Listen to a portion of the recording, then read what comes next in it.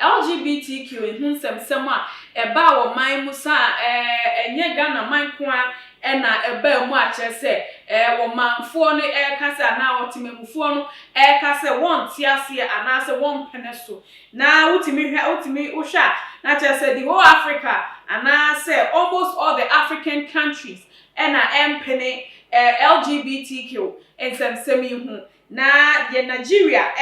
one of the countries and accepting the LGBTQ and some semi so make us say Bobrisky and then I'm hard to say oh free pa number wonya ni sika nya so wo blink wo social media baby and so me hu ni o ma ya fa ho anyway yenko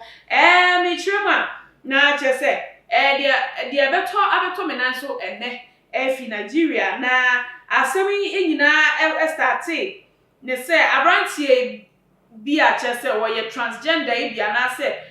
cross dresser a chese wo kiremu a ne boyfriend a wo ne tie a wo nim no se ne boyfriend nim ne pa se wo ye dress crosser ana se transgender na wo de bi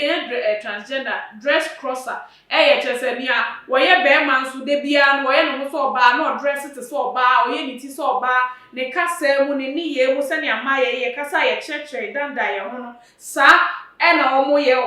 omo dress ya na cheso omo de omo kwaku ntini no ma chia akoshe omo tumu na omo de pad bi agoso na omo de niam ahihye omo bo no ma hihye omo go brazier so omo shatade enti eni onam ho no ene ne working so de na ma there is no way I would be mu say bem ni pe your work ye bema e mo be hu ni so your ba sanse ni ye ni bibia your ba. That is what we call the dress crosser. Na dress crosser ni boyfriend on nete enim na nenu asama okan ya ye bisa no say o church mo say my man knew I was a transgender. Okay, or also say a transgender as well, and asked me to invite my transgender friends. When we arrived, he asked me to go outside. Once we managed to get outside to help our friend, meaning says they were trying to help the other friend to come in. And when they got outside to help their friend, managed to get outside to help their friend, they began attacking the three of us. There were about 200 men there. 200 men there. I not just say 200 men man and no ma bro mo say. Dia men man adani omo ye no mo ntiase. Omo gu men ni mo asintu omo bo mo pa 200 men. I na omo bo mo achese. Omo ni omo nya adwen ba. And they forced us to strip naked while they laughed and filmed up. It was humiliating. Now Becca. Omo jam kra na ebusia wo de mayehwe video yi na yemra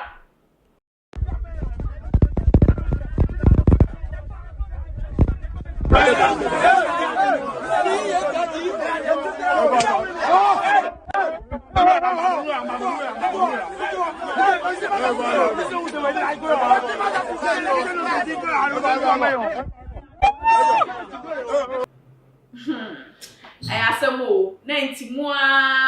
mo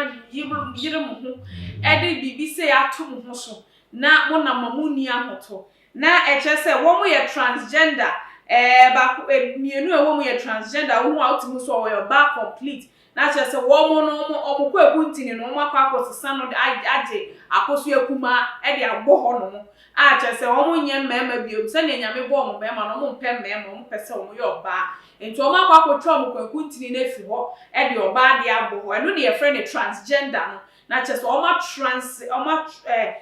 transfer o gender no from a male to female. Enti na chese the other partner no ye dress crosser and the other two